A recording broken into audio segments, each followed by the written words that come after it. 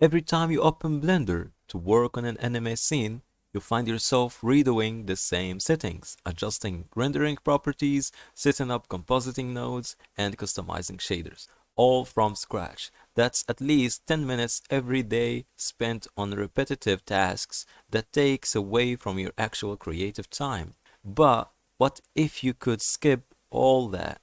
Imagine opening Blender and having everything ready to go. Your UI, lighting, nodes, and shaders, all tailored specifically for anime style. So in this video, I'll show you exactly how to set up Blender so you can jump right into creating. No more wasted time. Just open, create, and render. So let's get started. So first, we are going to start with the Blender UI. I have already installed a theme from the Blender extensions website, so you can just get that. I will leave the links in the description, so you can just hit that link and download if you want. So I downloaded the Midnight Blue. Okay, what you need to do to install it into Blender, so go to Edit, Preferences, and Themes, and click on Install. Without wasting time and locating the file, you can just go to your File Explorer, drag this, and drop it here. And just simply select it and install theme. And that's it. And now, the theme by default is not like this. So I want subtle gradient or vignette in my viewport. So how to do that? So you need to go to the themes and go to, where is my 3D viewport? Yeah, this is the 3D viewport. Scroll down and theme space, scroll down, gradient colors, and background type, switch it from single color to vignette, okay? And just change these colors. The middle one is this gradient high off, you know? Just make it a lighter color, and this one the same color for the gradient low. It's the same color as this one, but it is so much darker. So yeah, that's it. You are going to see the effect right now. If I make this, you know, you can play with them. If you need my exact colors, these are the hex values. This one is black 0. Now we're done with the themes. For the rendering properties, I always use Eevee as my rendering engine. Not always, but in the most of my scenarios, I use Eevee. So let's use that also here. So it's already on Eevee. So the samplings, it depends, okay? It depends on your scene, if it's complex or just simple scenes, you know. But in the most scenarios, I use 32. Always use a low value. 16 is enough. Lower than that is enough. 5 is enough. No. Eevee is so fast, so easy. So leave it as low as possible for your viewport. The next thing is ambient occlusion. It's by default turned off, so you need to turn it on. And the distance and factor and trace precision. I'm going to explain how the ambient occlusion works, so you'll get an idea what you need to change. So for example, I have this sphere and another sphere. When I have this ambient occlusion turned on, I have like a shadow here, a darker shadow or something, you know. This is the ambient occlusion. By default, it sets to distance 0.2 meters. It's so small. When you increase this distance, the ambient occlusion will be going around here. It will increase. No, this is what the distance do. For the factor, it's like opacity kind of.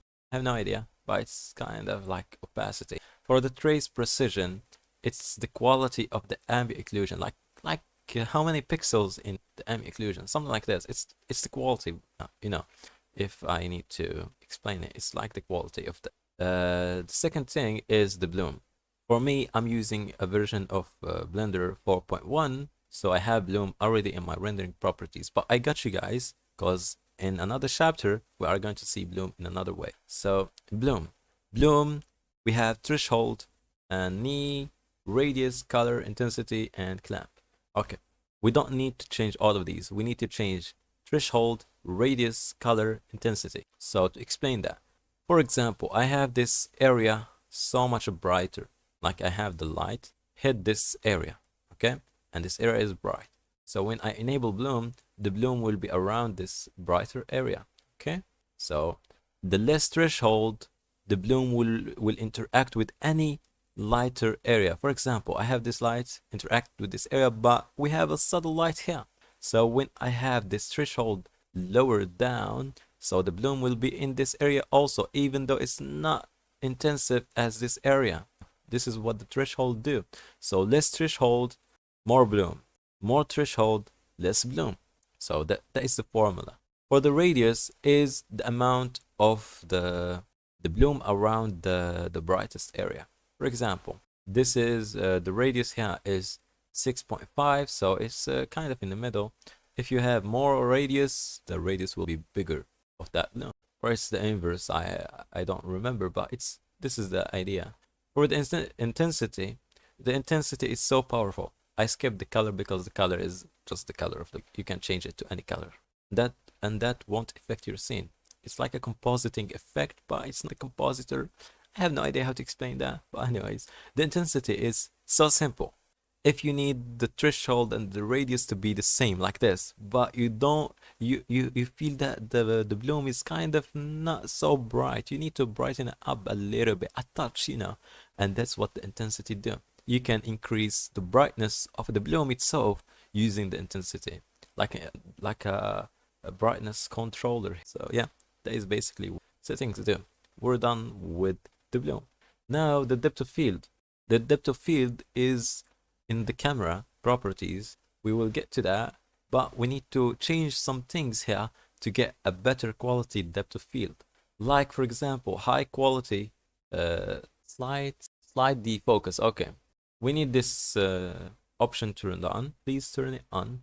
These things we don't need to play with it, just leave it as is. It's so cool, it's so nice. So leave subsurface scattering. So when you are using subsurface, you need these samples to be higher. Okay, the higher is the better.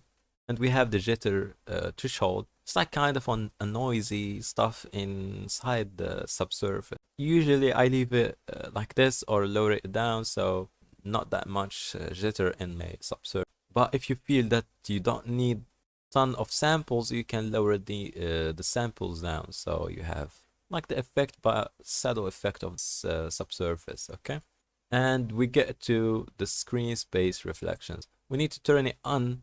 Okay, if we have something reflective or a glassy thing, we need the screen space reflection turned on. In some scenarios, we need to enable the refractions also. If we have a glass with water inside it or something, we need this refraction. When we have too many lights and one object and glassy thing, it's refraction. I leave it on. Maybe I will use it or I will need it, but just leave it on. It doesn't do anything that much. You can turn it off if you don't need it. Motion blur. Here we get to something interesting. When we are doing animation, we need the motion blur. In the anime style scenes, we can use 24 frames per second, or we can use 30 something. But all the anime scenes or the anime movies use 24 frames per second. And for that, we need either shutter of 0.25 or a shutter of 0.56226. Something like this, And these shutters give a natural look to the characters that are moving, something like this. The 0.25 is already super cool. Okay, and we have the steps. It's like the quality with the max blur. We have the 32 pixels. These are like the quality of the motion blur, and this thing I have no idea what thing does. So all I know, these are the quality. So if we have something moving, we can see the motion blur of it like this, going with it, And the steps, how many steps of the motion blur we are going to see, and the max blur is the quality of these chunks of something like this, It's hard to explain. You need to see it in action. So I'll leave it as is, shutter 0.25 or 0.56226, something like this. Just leave it as default if you don't need to play with it. If you need it to be returned to the default, you can just hover over it and press backspace, and it will be like this, 0.5. Okay, I'm going to leave it at 0.25 for me. Okay, volumetrics. we all use volumetrics in our scenes, but sometimes we can see the volumetrics kind of pixelated and not that good, so we need to play with the tile size here. So the more pixels is the more quality, so higher pixels is cool. And the samples also, you need to increase the samples to get better volumetrics, so increase values. And shadows, I always use 2K 2K. In some scenarios I use 1K 1K. Okay, the higher of these cubic size and cascade size is the better quality of the shadows. And don't use the high bit depth. We don't need it. It's actually a waste of memory using power, so turn it off like this. And we have film. If we need the transparency around my object to render as a PNG, we can use transparency here, and we are going to get to output property and set that to PNG with alpha, something like that. Okay, I leave it turned off. Sometimes I need it. Simplify is so cool, because in the viewport here, I don't need to see too much of the subdivisions, so I turn that to 1, and we have the volumetrics and shadows resolution. I turned them down kind of, so yeah, so I have more frames on, so I can work smoothly. Yeah, super cool. For the render, I leave it as is, as default. It's already good. We can increase that if we have more subdivisions, like 10 something, you know, you can play with them. Freestyle is like the freestyle around your scene, like a grease pencil or an outline, a black outline around your sphere, something like this. So this is what the freestyles do. And the line thickness is the line thickness. The lower is the slim is, and the higher is the thicker of the freestyle or the line. And last but not least, in the rendering properties is color management. So by default it sets to AGX, but for the anime industry we use standard. So please leave that as standard, and you don't need to change. It depends on your scene. You can increase the exposure and the gamma, whatever. So yeah, and that's it for the rendering property. Now let's go to the output property. Every time you need to create new scene, you need to change this output file to your current project file. So you can just, when you render your animation, the animation will go to this specific file that you've chosen. Okay, and the file format, as I said, if you enable that film here in the render properties, you need to change the file format to PNG and use RGBA. It stands for RGB and alpha. Okay, you have the colors and also the alpha, which is the, and this is the color depth, 8-bit or 16-bit. The 16-bit is so cool. If you need to show this this animation into a big screens or something, or use it as an ad or something in the roads, you need this to be 16-bit. Okay, so if you have a gradient or something, the gradient will show so smooth. Okay, sometimes you see this artifact in Blender, like you have lines in your gradient, and that's caused by the 8-bit lower resolution. So you need to increase that to 16-bit. Okay, the compression, leave it as default. It's so cool. Yeah, the color management is already set up. Rendering properties. Sometimes when you need to color grade your things outside of Blender, you need to use EGX, OpenEXR, sorry. And we are going to use here not a zip, WAA lossly, and BA, everything is good. For the color depth, use full, and yeah, that's it. And you can just export that and have fun. And for the frame rates, for your animation, you can change it here. So it's already set to 24, so you can change it to 30 or 60 or 120 if you have slow motion. You can change it. And also the resolution is by default 19 by or 16 by 9 with 1920 by 1080. You can change it to 1080 if you want to post that in Instagram, so you can have like this. My mouse is okay, and this is the resolution.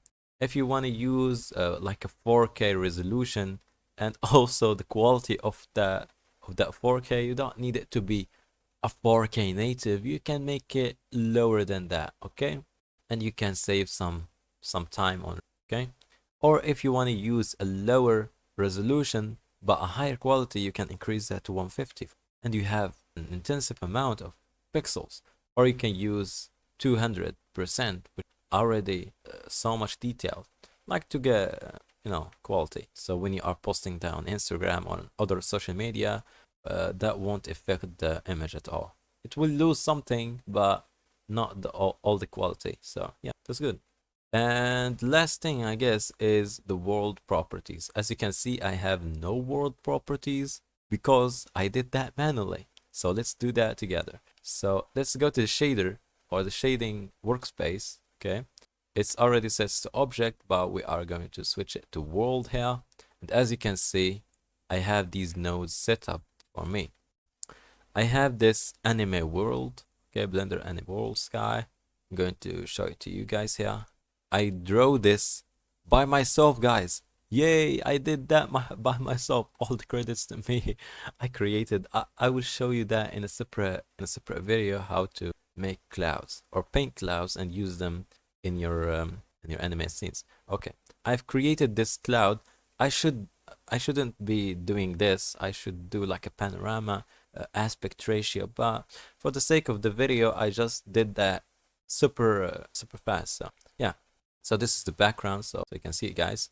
And what I need to do here, I need just to switch to the material preview, and let's use source world source light. Okay, let's use that. As you can see, I have this node here, which is the anime sky world. It's already set up for me. I'm going to show you what's inside that, but we have these inputs and these sliders. So basically, one of these worlds control the background, and one of them controls the light that will go or hit the object that we have in the scene. For me, I have this one sets, okay, I already named, so world base color, which means the light that will affect the object. So world light strength. As you can see, we have the amount of the light that will hit this object, and we have background image. So we are going to block this image here. As you can see, it is set up for me. Okay, cool, nice.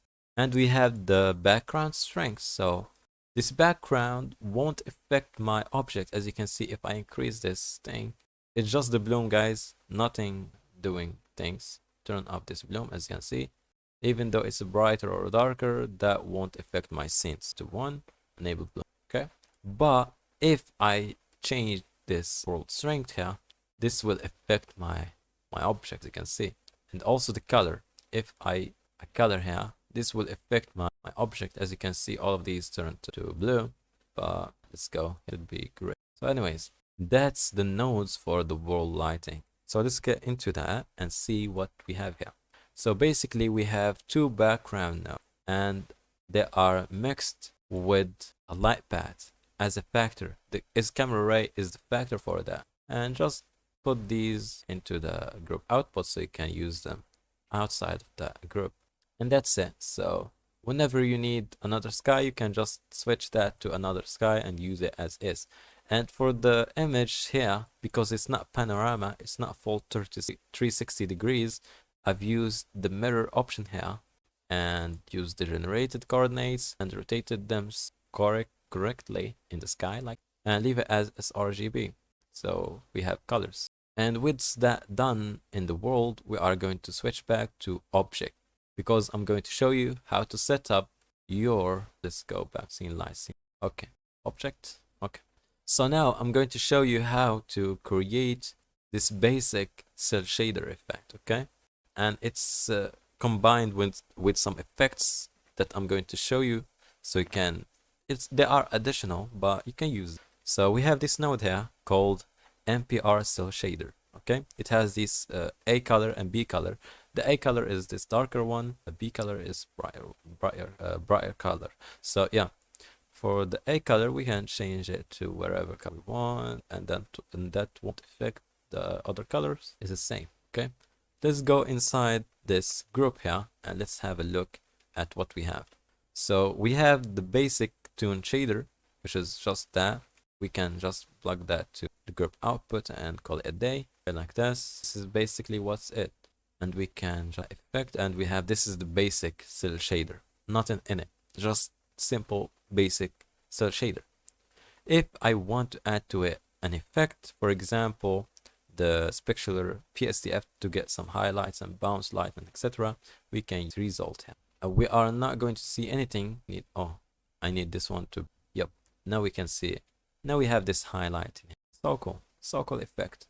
And if I want to distort this this black value here, I can use the Voronoi texture. With these settings, you can take a screenshot and take these settings. Just plug that to the color, that will affect that. And these are additional effects, but if you want to use just a simple tune shader, you plug the color ramp result, you have fun with it, okay? Now, we're done with the shading. Let's go to the compositing. Last step, okay? Now let's switch that to render viewport. Okay, now I have this sphere set up with these things. I'm going to show you what I have did here. As you can see, we have some blooming flares, etc. I'm going to show you how to. So first, we are going to set up the bloom and lens flare. I used for the lens flares the ghost sets to low, the iterations sets to 4, color max is 0.3 something, max also this is the color max and this is the max minus 0.100, and the threshold, as I explained for the bloom, is the same idea. The threshold is a lower amount. And for the bloom, if you don't have it into the rendering properties, you can use the glare node here and use it to fog glow, high, max, and threshold sets to the. And also to affect the color of the bloom, I've used a soft light mix color node mixed with the original image. Use these glare and ghosts as a factor and the color to whatever color you want, okay? Assist that to yellow kind of. It's working. Cool. And for the color management, or like a color processing something, or color grading, let's say color grading, I've used the color balance node. I've used the shadow areas, brighter, colder color, cyan, some. And for the gamma or the highlights and brightness, I've used like a slightly warmer tones, okay, like this, and played with the sliders a little bit. And we have the quality nodes. These quality nodes is, we have the soften and box sharpen. It's under the filter. So you can just search for filter node. This is the filter node. You can see it's already used to soften, and you are going to lower down the factor. So you have a slight amount of soften here and there, okay? And we have the box sharpen. This box sharpen will sharpen the image after it's been softened, okay? And that will give a retro effect to my anime scenes. It's already in any scene you can see it's sharper and detailed. This is the idea how they do that, okay? Sorry. And we have vignetting. Okay, I've used a vignette. You can see it because I have no idea why it's in full screen. But anyways, you can see the vignette. I've used an ellipse mask, as you can see. Let's see that. As you see here, you can see it. You can see I've used the ellipse mask, and you can play with its width and with its height. You can do that. And what you need to do is to blur these black edges with the blur node, as you can see. I did that and it's so soft. I've used fast Gaussian blur. It's faster to render and so cool. Faster. As you can see, it's so fast. When I switch from that to that, as you can see, the compositor is so fast. So fast. So yeah. I use the X and Y values. It's like the pixels. So 100 is enough. And you can play with the size, which is the size of the blur, as you see, or the feather. It's kind of like a feather. Okay. And let's I've used mixed color nodes to multiply this with the original image, and that's it. And another thing that I did is the lens distortion node. So to distort the image, okay, and that's it. To go out of full screen here, as you can see, this is what the lens distortion do. This is without, this is with a subtle effect, not too much, okay. You can see it's definitely not too much, okay. You can see around the edges. Anyways. And last thing I did is grain. I've used a noise, okay, which is a texture, film grain. It's under here. It's just a cloud texture with size 0.0, and we have the depth 19. Just play with these until you see it's kind of noisy, and the same idea, overlay that over the image with a slight factor. As you can see, if I increase the factor, I can see too much grain. As you can see, I have no idea if you can see that on YouTube, but we have grain, guys, and this grain is animated, by the way. So yeah, every time you have another grain, lower down this value, Voila, we're done with the compositing. One last thing that I forgot to explain is the camera. The camera. Why do you forget about the camera? Okay, anyways, let's go back to the camera and lock it to view. Now, something with the camera is interesting, which is the autofocus. As you can see, whenever I move, the camera autofocus will stay focusing to the object. And that's due to the depth of field and this empty here. You can see the empty is already attached to the camera. So basically, I imported or used an empty. So Shift A, add an empty plane axis, add that, select the empty, Shift, select the camera, Control P that, and parent them with object. Okay, and in the empty, I've used a constraint called shrink wrap and used the object that I want to focus on as the target. And yeah, that's it. And these are the settings. And whenever I move this camera, because it's parented to the object, it keep focusing onto the area that I want. That is so cool, so nice. Yeah, and that's basically it for this video, guys. If you like it, please subscribe and share this video with your friends, and please support me by getting this project file or whatever thing from my Patreon account. And see you soon with another video. Salam.